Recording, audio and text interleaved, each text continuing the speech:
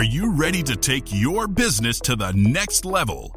Every day there are countless books and articles that are published offering the key on how to make your business a success. It's easy to feel overwhelmed trying to keep up and run your business.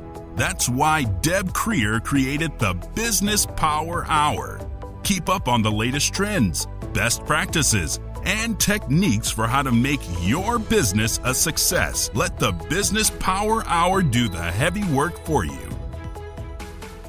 Good morning. Good morning. I am Deb Creer, and I am passionate about giving professionals the tools that they need to make themselves and their businesses as successful as possible.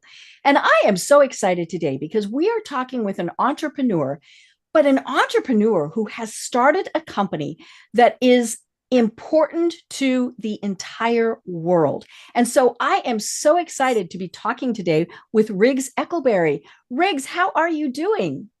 Deb, it's such a pleasure being in your show, and thank you for inviting me. Great. Well, let me tell people a little bit about you, and then we'll dive into this. So Riggs Eckelberry came into the water industry from a quarter century in high technology, specializing in commercializing breakthrough technologies.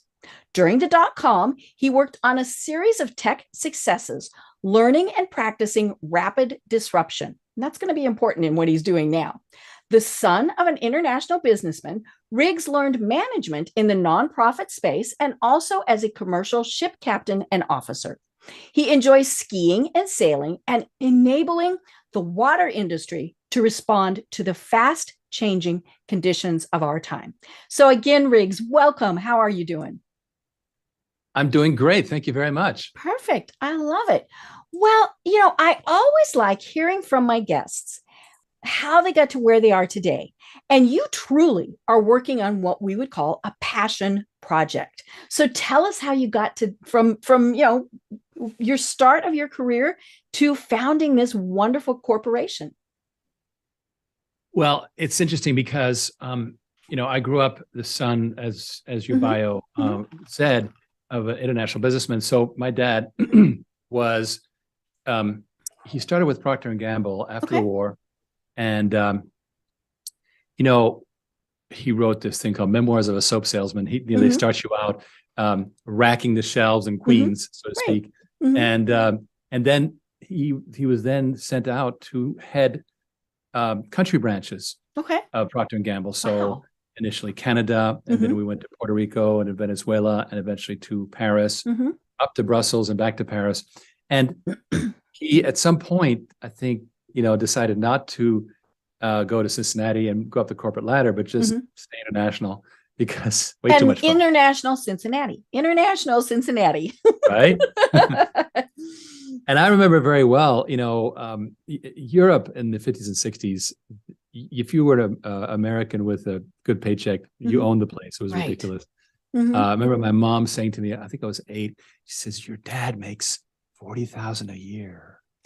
And that was a lot. Right. Oh, yeah. Especially in Europe. Exactly. So not only was it a lot in pure dollar sense, but then on top of it, things were very cheap post-war. And then he had all kinds of perks, for example, we had a chauffeur and a Jaguar Mark 9, the big Jaguar. Well, the darn thing kept breaking down all the time. So it was very luxurious, but of course didn't work. But it was fun when they took you to school, right? Yes. Well, fortunately, I was not going to a public school. Otherwise I would have been massacred. But it was, born in Canada and then, got this sort of from the age of 2 to 5, I was in Spanish speaking countries. And then just as I was getting used to speaking Spanish, I was shipped off to France and started the first grade in a French school. And I went all the way to the 7th grade in the French and Belgian school systems.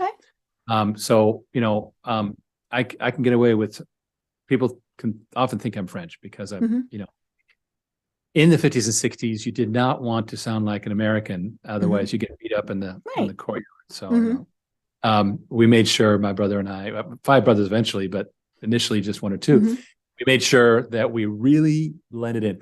And we'd be walking down the street and our parents, we would get way ahead of our parents so that as they were talking French with you weren't with them. No. those people, Americans, I don't know. Oh. What I didn't know was that my dad really, really, really enjoyed keeping his John Wayne accent in French because the girls love it. Oh, yeah. Oh, Lord. So he was very much a Mad Men, John Hamm, Mad Men figure with all the good and the bad. I mean, everything, and because I think John Hamm in the Mad Men was in, I think, the Korean War in the story, right? It's all part of that woven in thing, and it has, a complicated background. Because, of course, this is an interesting part of the story. He went through World War II as, I think, ended up PF, private first class, maybe corporal. But then came along the Korean War, and he just had me, and it was about to have my second brother, and he didn't want to go back to war. And so a friend said, I'll get you into Army intelligence. You'll have to go to war. So he became a major in Army intelligence, and which, of course, there's another part to that, which is they expect you to commit intelligence. Right. Right. They expect you. So he would disappear to like Chile. Right. When things happen with well, yeah. And you couldn't ask for details. He couldn't give you details. He was just gone. Right. He'd go to Leipzig in the East German trade fair in Leipzig. Oh, I'm off to my yearly trade fair. Well, of course, he was doing his job. Anyway, but it did buy him, uninterrupted peace. And I think he kind of enjoyed working for Uncle Sam that way. He liked the sort of the voodoo of it. Right. Anyway, so we grew up, of course, kind of international and rootless, right? Because we were never in one place for very long. Right. And so we were a very strong family, but not very connected to old school friends or whatever. I can count them on less than one hand. Right. And in a way that made me more conscious of the world as opposed to a region or neighborhood, right? Right. Kind of my hometown is the planet in a way. And then, of course, having access to really anything that my dad thought was right to do, we would do it. And so that was really, really interesting. Now, at one point, coming out of the 7th grade in the French system, I was very French. I was a little French boy. And my dad said, we're going to Americanize you. Oh, no. And so he sent me off to Princeton High School, PHS, about 2,000 kids, and I jumped a grade. So there I was, and just in puberty, jumping a grade, being too young for my class, and completely right. Oh my gosh! Right? Yikes! I ended up, really being very, very shy as a result of all that, and I didn't connect well with the high school scene. Eventually, my dad rescued me, went to a boarding school that was a bit better, but it did Americanize me. But it also, the French school system at the time, it's no longer much that way, really accelerated your learning. Going into 9th grade, they were doing their first year of Latin. It was my 3rd year of Latin. Well, now they don't even do Latin anymore. To hell with that. Yeah. Forget it. So as a result, I started skating. I was like, this is easy. And I was way ahead. Right. And it kind of made me a little bit of a non-achiever.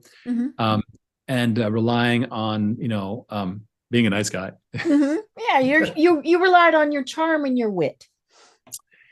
But the teachers saw right through it. So, I was an underachieving guy. Anyway, but I did in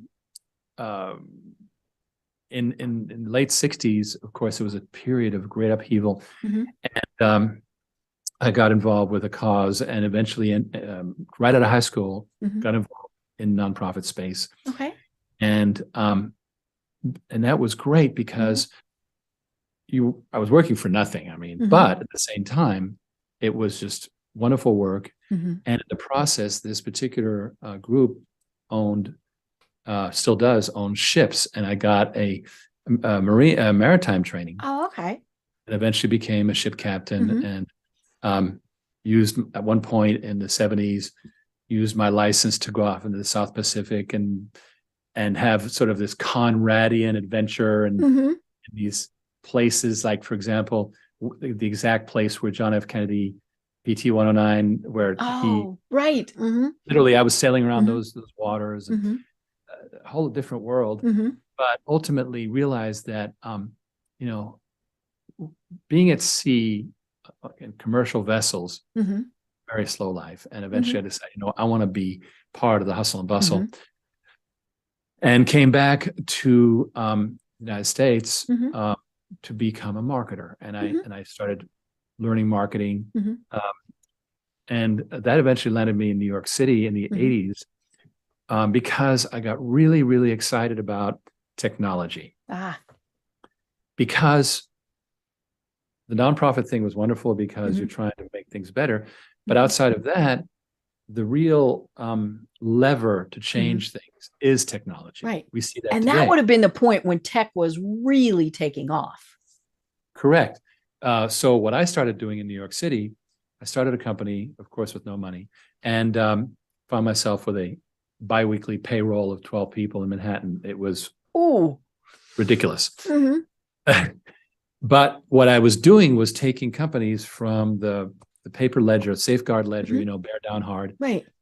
to these small AT&T network computers, and building a business that was exciting, different, fun, except chronically undercapitalized. And I don't really think I understood well enough how to deal with finance and the life cycle of a company. Well, and you had a nonprofit background. Exactly. And I always clarify, nonprofit does not mean no profit. If they don't have money coming in, they can't function. But they do have a very different mindset about it. Exactly.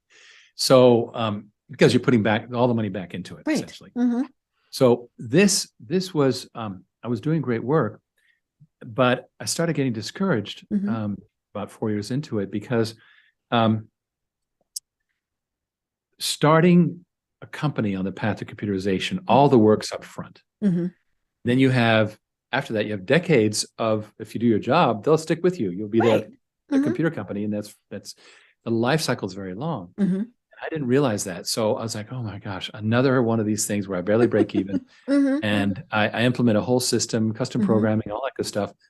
And then I got to do another one. Well, so that's when I committed really the first major error of my career, in my opinion, which was that I got discouraged. And I gave the business to my good friend, Juan Anderson, who's a wonderful salesman. And he's become a millionaire off the business because he inherited this customer base, and added to it. And you'd worked through all the bugs, and so he got that annuity. And so the really important thing in business, I think, is what's your recurring revenue off of something you create, because the cost of acquisition is often very high. And so often I see, I'll buy something and they don't come back at me with what's next. Right. And they went to all this trouble making me a customer.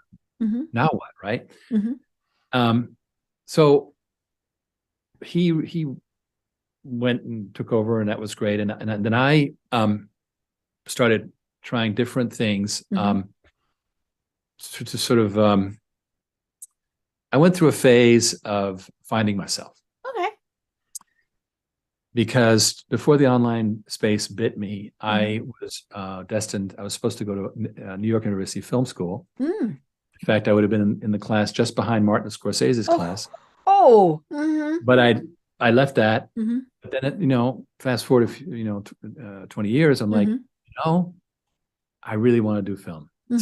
So I ended up, fortunately, I have a brother who's in film to this day. And I said, Stephen, I want to do film. And he goes, I can get you there. Well, what followed was a wonderful adventure, nonstop. They work so hard in the film industry. Oh, Lord. People don't realize how hard it is, night and day.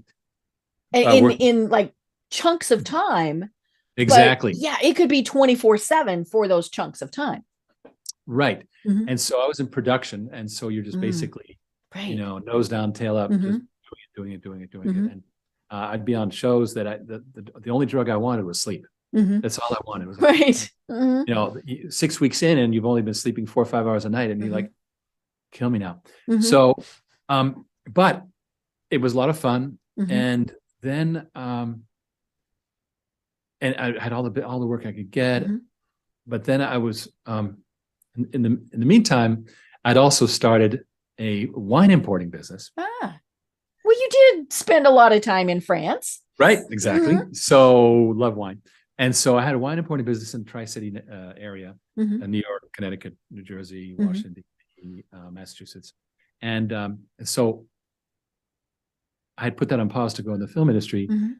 Then I went, well, I got to wrap that up. So on my way back east, I happened to drive through Colorado in the winter.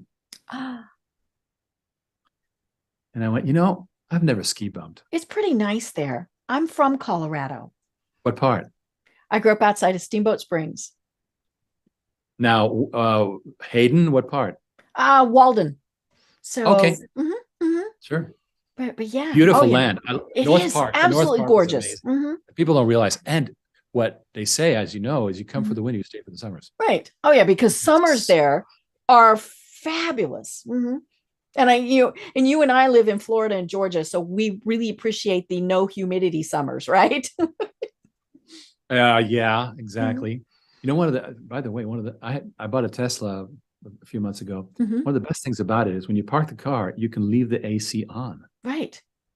And go do your stuff, come back, and the car's still cold. That's like I worth love it. It'd be worth it for that. Exactly. Yeah. Especially in Florida. So so I was driving through, I remember being on a bluff overlooking the presidential range, looking west towards the presidential range. I'm like, oh my gosh. And I said to my girlfriend at the time, I want to ski bum. And she goes, well, you can ski bum. I'm not going to. Right. Uh-oh. Oops. So sure enough, I turned 40 working as a cook two. There's the chef, the cook one, cook two, all the way down. So I was a cook two in this 5-star restaurant. I knew nothing, but of course by then I was starting to pick up. Being a guy at sea, you learned very quickly. I was learning. So I picked it up, and I was surrounded by 20-year-olds and having the time of my life. I bet. Best season. It was so much fun. And pretty soon I'm like, okay, I'd be on the gondola going up to work in my chef's uniform, and people would engage me in conversation. And these film guys would say, Riggs, what are you doing? Your career is going to go down the drain. I'm like, I like it here. Yeah. So. Right. But eventually I was like, I really should start thinking about that. And so I shed a tear and left Summit County, Colorado, because I had spent the winter at Keystone, which is and the reason why Keystone is so great is they have wonderful accommodations for the staff. That's right. It's not like Aspen and Vail where you cannot afford to live. You have to, you have to go down, Leadville. I mean, it's horrible. Or you have 12 people in an apartment. That's wonderful. Anyway, so it was kind of a big reset for me, and I liberated, and I got to, and I strongly believe that one should do that. One should do these life resets. Follow your passions. Right. And I got some good stuff out of that, which I'll discuss in a minute. But I eventually made my way back to LA with full intention to get back into film. And then I had another brother who was in high tech. He was working at a company called Quarterdeck at the time. And he said, Riggs, I need help. There's this product. It's broken, and you need to jump in and do a little contract work for me. I jumped in and I worked on this software product, which later became fairly successful, called Clean Sweep, and an uninstaller product. It became a brand. Right. And I fell in love with the hustle bustle of the software world. Remember that before I'd been in the customer facing B2B world. Now this was, you create a feature and you know that feature is going to be used by thousands of people. It's such a feeling. And it really solves their problem. Exactly. Oh my gosh. And another thing that I learned was I was a product manager for the product, and my entire development team was one guy. Now this is a company with 1,200 people. But with that one guy, we did everything. And I learned that small teams are really, really, really good for getting things done. They're very efficient. Especially in programming. So, we got things done. And another big thing I learned, this was the summer of 1995 when Windows 95 was coming out, the first 32-bit Windows. Right. And we were late. We were not going to make the Windows 95 launch, but it was a Windows 95 compatible product. Okay. We did a million things to associate Clean Sweep 95 in the mind of the public with Windows 95, a companion product that was Windows 95, Clean Sweep 95, and we would do these bundles at Staples and all this crazy stuff. And that summer, I spent $1 million, and I have no idea what worked out of that million. It was like this, that, but something did. Exactly. And I must add, that's my motto: overkill works, right? Which I think I've told you already. Right. That motto, like just do everything, and you just don't know ahead of time what's going to work. Well, it became, we destroyed the leader in the space, which was called Uninstaller, and it became a brand that at the end of the day, saved Quarterdeck when it was sold to Symantec and so forth. So out of that, I started really loving the software space, and started from that point on a career as a person who would take somebody's product. Here's what happens: people develop products, and then they go, "Okay, now let's market it." Yeah, now we don't know what to do with it. It's fun and it does this, but yeah. I can't tell you. I would run into people like, "How could you get this great product?" But what do we do? Right. So I would do that, and I built a business in doing that stuff, and we got to the year 2000, which is the big crash of 2000, and that actually I liked, because there's nothing worse than an overhyped bubble environment, because nothing. Oh, and tech was just wild. Crazy. And it just happened with crypto. I mean, when that happens, you there's no fundamentals anymore. Right. Idiots get funded, and so if you have something good, you're kind of crowded out. So for me, it was actually good. Year 2000 hit. In the 90s, throughout the 90s, I'd gotten some good exits, as they call them. I loved the dotcom. It was just whereas in the 80s, I'd done computers for computing. In the 90s, it was computers for communication, right? It was dotcom. Right. I loved that. And I really got into it. Got to the year 2000. And then, as I said, started doing some really interesting projects. There was a company called yellowpages.com that had survived. Right. I remember crash, that. Right. And I helped get them sold to a consortium of Bell South and a couple other baby bells. And that was a success. And then I finally got to be no longer a V-level guy, VP marketing, but a C-level guy. I got recruited in to be the number 2 at a software firm that wanted to get on the NASDAQ, and we successfully did that.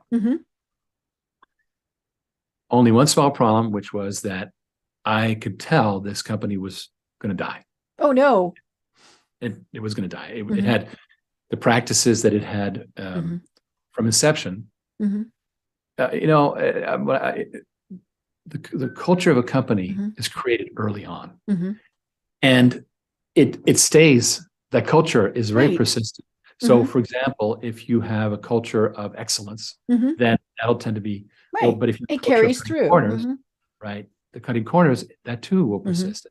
And I was finding as the COO that I could not change that culture because it was being driven by the CEO. And I was like, okay, this is not good. I can't have, I love being a COO. It's that, just like in film, that production manager stuff, constant. But if it's dysfunctional, I don't want to be a part of it. Right. So I had gotten to know some fun guys, and I called up Jim from this particular fund, and I said, Jim, I think I could be a good CEO. And he goes, yeah, you could be I think so. But Riggs, we're not doing tech anymore. We're doing green. And in you went fact, green. yeah, right. So, and in fact, what we are doing is we think that algae for biofuels is the future. Mm-hmm.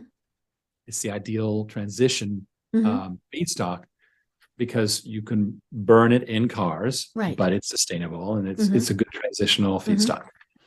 So I want you to go find a technology and start a company, and we'll go public right away. Mm-hmm. That's what they did. And we'll get going and we'll create a great company. Holy cow. So, long story short, I have another brother who's an inventor. You have a very talented family. Well, and they're diverse. That's the important thing. Right. They're Yeah. diverse. Everybody went every which direction. Right. Mm-hmm. I've got another brother who's an architect. So when I finally build my mansion, he'll come do it, you know, all that stuff. Thanksgiving must be fun. Y'all Except get together and we're nowhere near each other. There's no problem. It's a modern America, right? Mm-hmm. So out of that, you know, I launched this company called Origin Oil, algae having been the original oil, because petroleum comes from algae. We know that. I had so much fun. I was the darling of the media. Everybody's like, who knew? I was on CNN. I was on Fox Business. You know, I was called Algae Man on TV. But it's back when TV mattered, right? And so it was fantastic. Then along came fracking, and fracking crashed the artificially high price of oil, which is $120 a barrel, down to less than 50. And overnight, we're like, we don't have a business model anymore. It's a science experiment. And we had to figure out what to do. Ironically, algae could do it today because fuel has come back up big time. But at the time, we're like, whoa, we got a problem. And so we transitioned the company into water because we had this technology for taking the particles out of the algae, microalgae out of the water, very similar to taking the sewage particles out of the water. So you're purifying it. And that brought us to the current company. But what I found was that the water industry is this primarily governmental space that is just very momentum, very business as usual. This is how we do it. We don't change much. New technologies take 12 to 15 years to be adopted. So very slow adoption. And the media was not interested. I remember it wasn't sexy. I was at the in Manhattan. I was on press tour, and I remember meeting with the Fast Company editor, and I knew Fast Company. It was one of the magazines I'd worked with as a software guy. And she goes, water. Oh, I don't want to know about water, right? Right. So a space that was not very disruptible, kind of invisible. People think water is important, but they don't want to know too much about sewage. Right. And kind of taken for granted, and a governmental monopoly. Right. That's where I found myself before I started figuring things out. I love it. You know, and it's such an interesting journey, obviously. You know, but yeah, so tell us. So you founded OriginClear. So tell us more about that, because that is now your passion. So here I was with a public company, and we launched in 2007. It was now 2012, 2013 when the fracking thing really cut us off on the algae thing. We reinvented ourselves into water, and as we had this technology. My brother Nick had a great technology, and yet there were these barriers to commercializing it. And we just kept hitting up against that, and not getting anywhere, not moving the needle, as the VCs like to say. And so it was just going on and on like that. And finally, I said, you know what? We can't do this. This is not. We can't do a pure technology model. The water industry has no incubators. There's no idea lab. There's none of that launchpad stuff. No Y Combinator. None of that. So, so Nicholas eventually went off, and he took the technology, and he's done wonderful things with it on his own. He's succeeding marvelously. And I took a different path, which was more like, how do we change conditions in the industry? And fast forward to 2018, which is when it all kind of, this whole big shift happened. I was like, okay. As early as 2016, I had recognized from a really pivotal piece of research by a group called Lux Research Mhm. that the trend in the water industry was towards decentralization. Right. And what Lux said was that since 1961, the water industry has not spent enough money Mhm. to build and replace its infrastructure. Right. As a result, operation and maintenance costs, O&M, kept rising, Right. just Because like, stuff needed replaced, rusted through, all sorts of things. and you patch it and this Mhm. and that. It's like having an old Toyota Celica Mhm. and you keep putting more water in the Right. radiators. There's opposed to only getting so a new much radiator. that duct tape can do, right? I heard a rumor once that Scotch tape was invented for Model Ts. I have no idea if that's true or not. That sounds like a good thing. Right. Yeah. Anyway, so I had a chance to acquire Mhm. this wonderful technology that downsized from those big water systems down to local businesses. Okay. And we created something called modular water systems. Okay.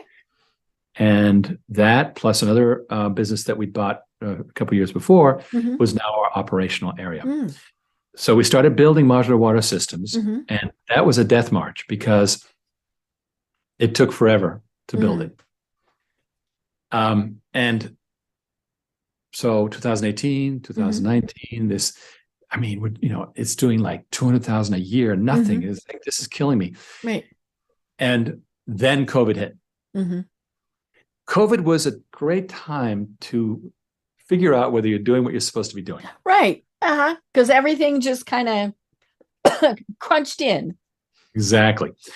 And myself and my top corporate development guy. Corporate development is slang for fundraising. Right. Top corporate development guy, Ken Berenger. We like looked at each other like, oh Lord, modular water is not growing fast enough. And the other division in Dallas is kind of static. We have to do something. Right. We have to figure out what is going to really, really move the needle and disrupt things in the industry. And after lots and lots of hard work, we figured out it's the money, stupid. If I can, if you, Deb, have a brewery and you're getting hassled by the local authorities and they won't take your water and you're having to truck it to the next county. Yeah, because you've got waste products. And you decide to take it in-house, well, do you have that $1 million to spend on a water system? Right. And do you have a water expert? Well, we come along, we say, Deb, we're going to just sign here, 15-year service contract, pay by the gallon. Well, don't buy the system, it's ours, and we'll maintain it. Right. We'll just run it. It's water service, right? And that idea caught on like crazy. I bet. It's such a strong idea, and then we kept this this culture of working with everyday investors as opposed to working with big funds, and so it became a lot like people investing in oil wells, where you can invest in one of these master limited partnerships, as they call it, and get dividends and all that stuff, royalties from the oil wells. And that's great. Well, we structured it very similar, that investors can invest in a basket of properties that would remain with the company, because remember, we're not selling them to the end user, we're just doing a service. So the asset remains there, that secures the investment. And now the investor gets to reap over time royalties, and everybody's happy. So that has been developing. And it really started, taking off in 2022 in terms of building the capital, because that's what we had to do it. If you're going to do a lot of these deals, you better build some capital, right? Too, right? Because it's kind of this continual churn. You're having to, you solved Deb's problem, but that's $1 million machine. You had to come up with $1 million somewhere yourself in order to do the service model with Deb. Right. So that's what we were building throughout 2022. Meanwhile, modular water takes off. They just blew out. They had hit their inflection point, and they more than doubled their revenues from 21 to 22. They've been on a tear. All of a sudden, we realized, wait a minute, we've got a combination here of a great technology for these downsized, modular, long life, easy to maintain, standardized units, and the financing of it, kind of like GM Financial. Mm-hmm. Okay, so this is what's happening now is we created this water as a service business. It's called Water on Demand. Mm-hmm. And we're in the middle of merging modular water systems in with it, Mm-hmm.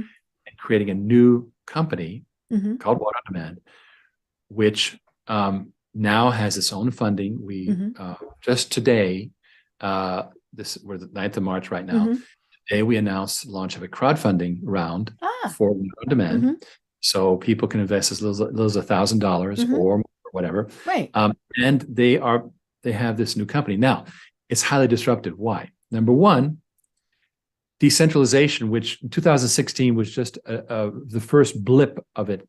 Mm-hmm. And nobody was like, I talk decentralization, people, what the hell are you talking about? Yeah. Now it's reality. It's Mm-hmm. happening a lot. Mm-hmm. Secondly, a lot of what they call now aquatech, because it's Mm-hmm. become a thing, aquatech, Mm-hmm. is aquatech's taking off, except that the problem is capital. Mm-hmm. So we provide the capital with Water Mm-hmm. on Demand. So the combination of technology and capital Mm-hmm. is very powerful. And so we're moving very quickly to build these things up, to Mm-hmm. put in some great industry advisors, Mm-hmm. The modular water is headed by this visionary Mm-hmm. innovator engineer guy, and give him more help. Mm-hmm.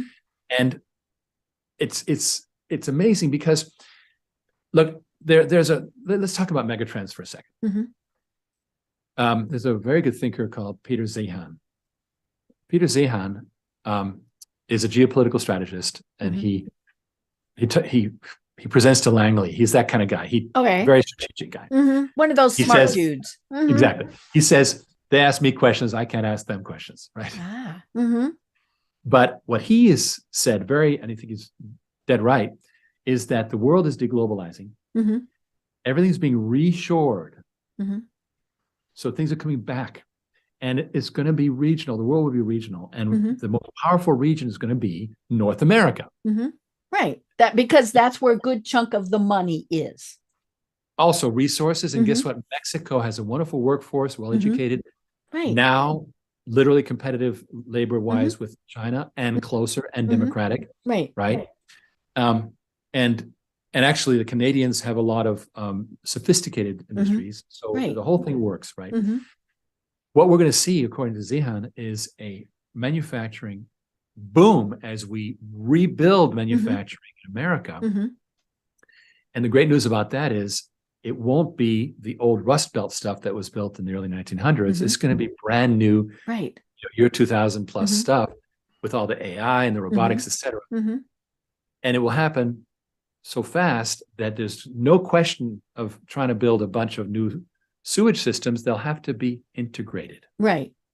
Yeah, because the treatment, infrastructure is not there. Mm-hmm.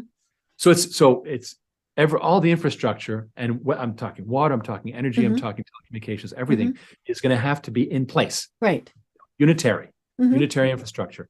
And so that way it can expand rapidly. Mm-hmm. And we're going to see a lot of that happen. And so doing this decentralized water treatment really is the great trend Mm-hmm. of the next 10, 20 years. And we're positioned with this, really strong brand, Modular Water Systems, this new concept, Modular Water on Demand, to really be the answer to these small to medium, $500,000 to $2 million sites, which are too small for the big water companies. Right. But because we do assembly line production, we can do them. Right. You can customize to what they need. Exactly. So that's super exciting. I mean, now I'm starting to have fun. Right. Right. Well, and like you said, now people have really come around to the fact that they understand how important water is. Obviously Flint, Michigan was one of the first things where people went, wait a minute, what do you mean? What have we been drinking? But we also, as you said, we see all of this innovation taking place.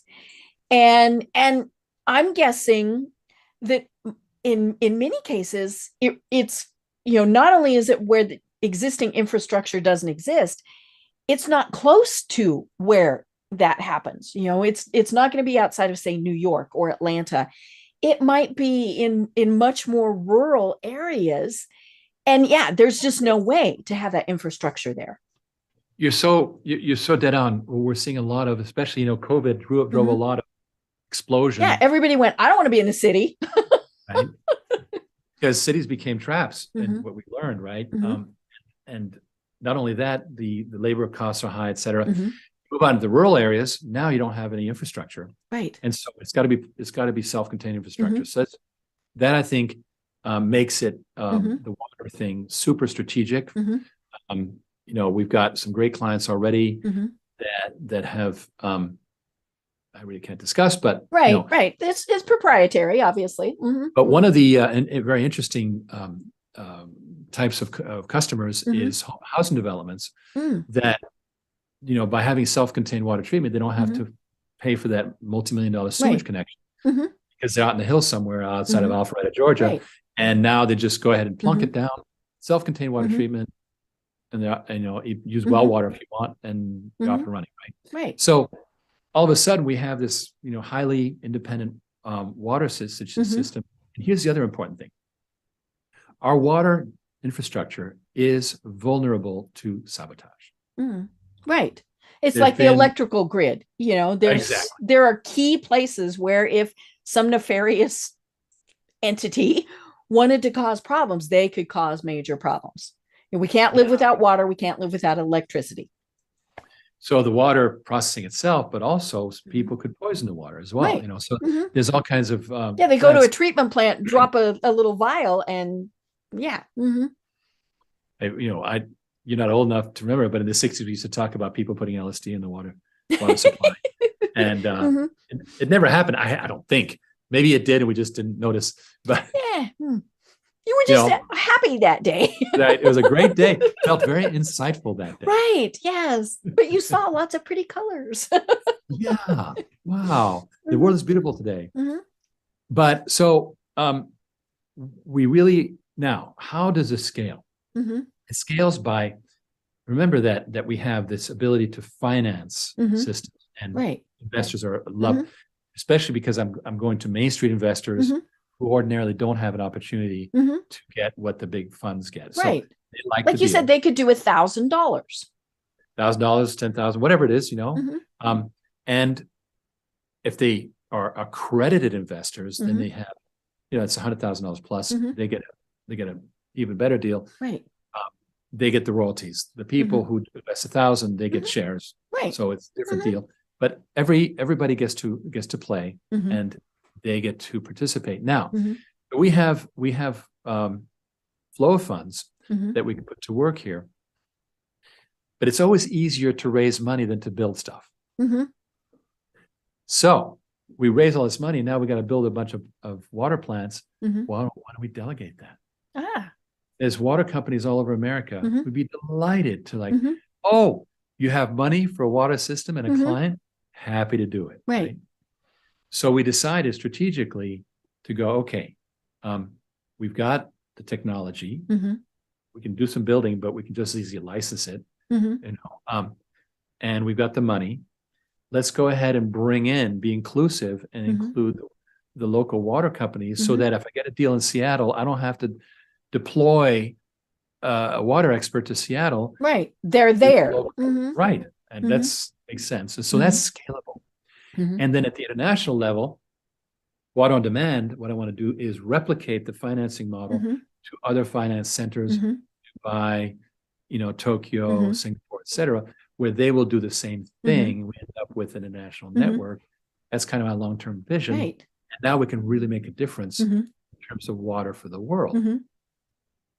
So, that's what that immediately makes me think of is then, okay, we've got all of the third world areas. How is this applicable to them? Well, let's take a look at India, for example. They are spending $90 billion on a hydrological project at the headwaters of the Ganges. They have to, because of what's happening with deforestation, et cetera. They have to fix it. But they don't have the money to build a good sewage system in the main cities. And so what are they going to do? Literally, they got people in the sewage tunnels digging sewage out by hand, dying of the sewage gases. So they're not going to build central systems. What's the solution? The solution is decentralization. Self-contained.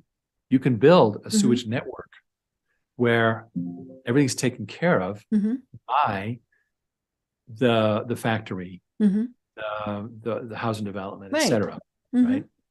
And that is a great way to do it. Let's take an example right here in the United States. Miami-Dade County grew, a century ago now, about a century ago that they built out, and they did it without a lot of urban planning. As a result, they have about 100,000 septic tanks in the county. Right. Yeah, because that was the technology that you used at that time. You put in a septic That's what was tank. called decentralization back then. Right. But the problem with that is we have a lot of saltwater encroachment. Right. And so those rising septic water. systems fail. Bingo. So now Miami-Dade is saying, well, we're going to go ahead and build sewage pipe out to every one of those sites. It's cost us $6 million. Oh, I want to have that pipe contract, right? Well, here's the problem. Number one, it won't cost $6 billion. It'll cost $8-10 billion. Right. Number two, it'll take 20 years of ripping up streets and meanwhile, non-safe conditions. I mean, that's going to be one of the big things. And the problem, will continue all that time. So how about we simply put in a rebate program for people to convert their septic to a closed circuit, modern, what they call black water treatment system with a sludge tank, and you pump it out once a year. Right. You're done. And that's the solution for Miami-Dade. It's also a solution for New Delhi in India. It's the same yeah, it's the same technology. Well, and I was also thinking about, say, Lake Powell. I mean, that's obviously been one of the things that's been in the news a lot, is that, now granted, their concern there is electricity, because it's, but yeah, that lake, you messed with Mother Nature, and sometimes Mother Nature gets annoyed. And yeah, so they're having all sorts of issues there, or the Great Salt Lake that's drying up. I mean, all of these various infrastructures that we've had in the past, as you said, they age, they change, and municipalities, and, whether it's a county, city, whatever, they don't have that money to replace those systems, which is why they fail. Precisely. And so here's the solution. If the money is not there to cope with the growing needs of the municipalities, then take the load off, reduce the load, unburden them. And you see, 90% of all freshwater demand is by industry and agriculture. Right. The people are only 10%. So, but yeah, we have crops we have to water and things we need to build. Bingo. And so that 90% figure is pretty much the same all over the world, but the ratio is different between agriculture and industry. America, it's roughly half and half. Right. In Somalia, it's 90% agriculture. Right. So that's the ratio. Now, if we unburden the industry and agriculture users from the system will be able to serve the people better. And that's how we'll solve the Flint, Michigans of the world, by having less burden by commercial entities and more attention placed on consumers, residential users. And it's funny, the marketing person in me knows that, things like this are so important to our millennials. They want, you talk about a group that wants to be green. I mean, I just bought a graduation gift for someone, and, he wanted a briefcase, but it couldn't be leather. It could be, and I actually found a vegan briefcase. I was just very fascinated with this.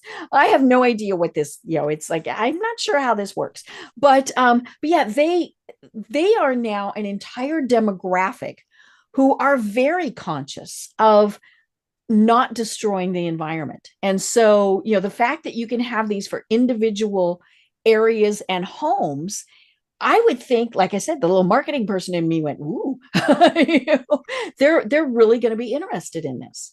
Well, not only that, it brings me back to my nonprofit roots. Like, I'm doing something that's not just commercial. Right. This is actually social justice, because, why why are all the water problems in the poor areas like Flint, Michigan, Compton, California, Jackson, Mississippi? Because they are at the tail end of the water distribution system. Yeah. So they get I hate to say it, the leftovers or nothing.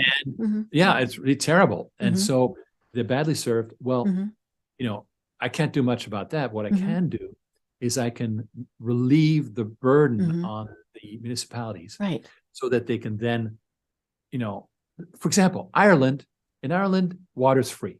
Well, why shouldn't it be free here? Right. There's no reason. We pay taxes. It should take care of it. Why right? shouldn't it just be included in whatever? Right, exactly. And that is the dream that really propels all this. So we're going to have this period of this company that we've now spun off called Water on Demand, with this built-in great technology, already in revenue, already rolling, and it's now got this crowdfunding, unaccredited investor funding thing, and that's very powerful these days. Right. I don't know if you've heard, but people raise a lot of money from these crowdfunding for things that are. I'm like, really? You crowdfunded a movie? But yeah, people are looking for ways that they can invest, and as we said, they're more importantly, they're looking for ways that they can make a difference. Wow. So I'm kind of excited that I bet that this is happening, and I'm having fun doing it. My team is after all these years is a really great team, and one of the things that I love doing is I do every Thursday night, I do a CEO briefing. And I talk about what's happening right now every single week. We're up to our 200th Zoom briefing. Okay. So pretty much since the beginning of Zoom, we've been doing it. And it's this continuous thing where people can know what we're up to.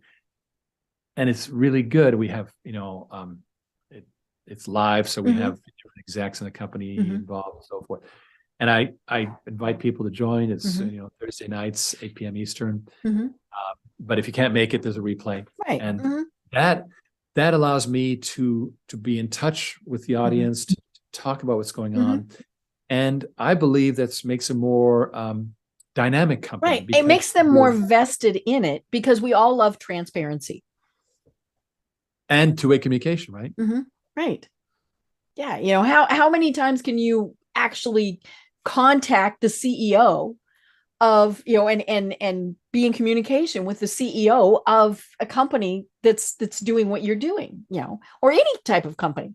You can't. And yeah, so then you're much more likely to, give resources, time, whatever it is. Money. So that's this is a good time. It's crazy. It's nonstop. Oh, I bet.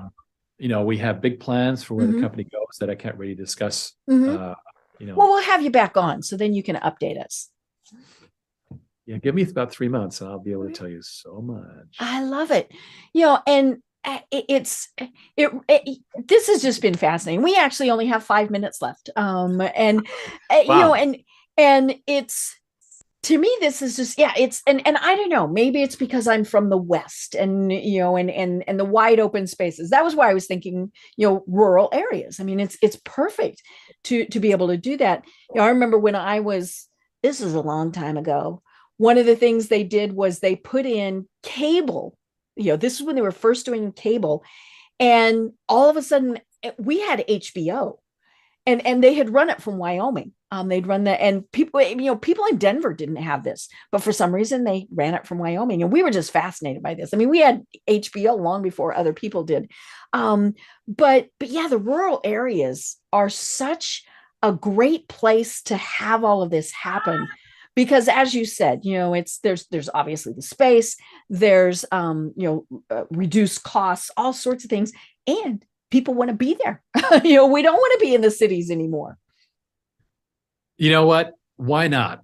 Because why not spread it out? Right. Why, we can have a good low density world, and as long as the services are there, and we can have our little garden plots, make sure we have our own vegetables. Yeah, because when we're spread out, there's much less impact on the environment. I mean, that is one of the big things.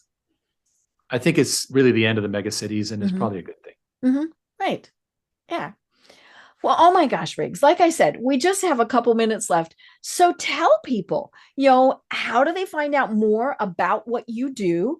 How would they reach you if they were interested? And everything about what you're doing in just a couple of minutes. Very simple. The company is OriginClear, OriginClear.com. If you go to that, right away, you'll get a pop-up to invite you on my CEO briefing. Yep, it did. It popped up for me. Top right is an invest now button. Green invest big now. Green button. You'll have your opportunity to invest either as an accredited investor or as this brand new crowdfunding investor. And also, if you're more specifically interested in water on demand itself, you can either access that through OriginClear or directly as waterondemand.net. And we are super excited about getting you on board, every single one of you, with whatever you want to invest and be a part of this great adventure.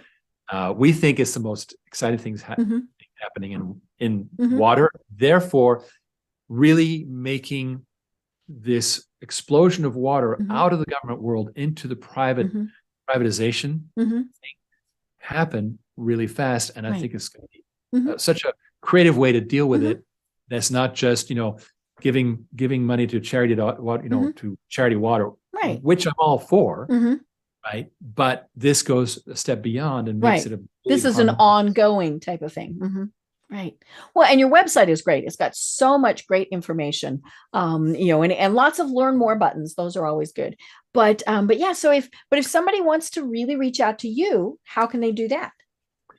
Well, very simple. You get on my newsletter list, right? Because here's a secret. I send out my newsletter to 40,000 people. When you reply, it goes to me. Oh, I love it. Like you said, then people are vested in it. And I do my very best to answer everybody. So when you're on the list, just hit reply. Also, when you show up at the Thursday night briefing, I basically, it's a webinar format, so I let people comment, and then I answer every single comment and to the group. And that way, if it says, well, what about your stock price? Well, let me tell you, blah, blah, blah, right there on the spot. Right. I love it. And again, it's OriginClear.com. Can't be much easier than that. Well, Riggs, this really has been absolutely fascinating. And from so many aspects, learning about how you built the business, all of these things. And as we said at the very start, this is something that will make a difference, truly make a difference, worldwide, and so that's what's fun about this. And that's why I can imagine you're so excited, because you can see this will make a difference. It's not the latest and greatest widget that somebody's inventing. What you're doing is long term, and really will have an impact. So that's been what has been so interesting about learning about this. And we will have you on again because we want to find out what's going on. So we'll do that. But until then, do you have any final thoughts that you want to leave everyone with? Well, what I was just thinking, we were talking about all these crazy esoteric things that I did throughout the years. And you know what? These things like my big ski bum reset, I think it kind of led in a strange way to this, really practical yet creative development. Like, I think I needed to be this sort of like outsider coming in kind of thing, and have that attitude, not only disrupting industries, but disrupting my own career at regular intervals. And I think it's okay. It's okay to disrupt yourself. It's a good thing, right? And then you actually come up with these creative solutions, and you have the context to make things happen. And I'm kind of grateful that I did crazy things. So I don't know if that's helpful to your audience, but I think that's part of why we're doing well today.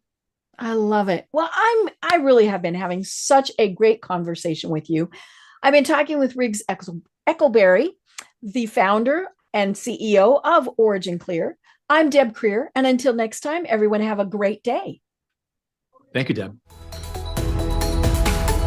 Tune in for our next program for even more trends, best practices, and techniques for how to make your business a success. The Business Power Hour, hosted by Deb Creer, is proud to be part of the C-Suite Network.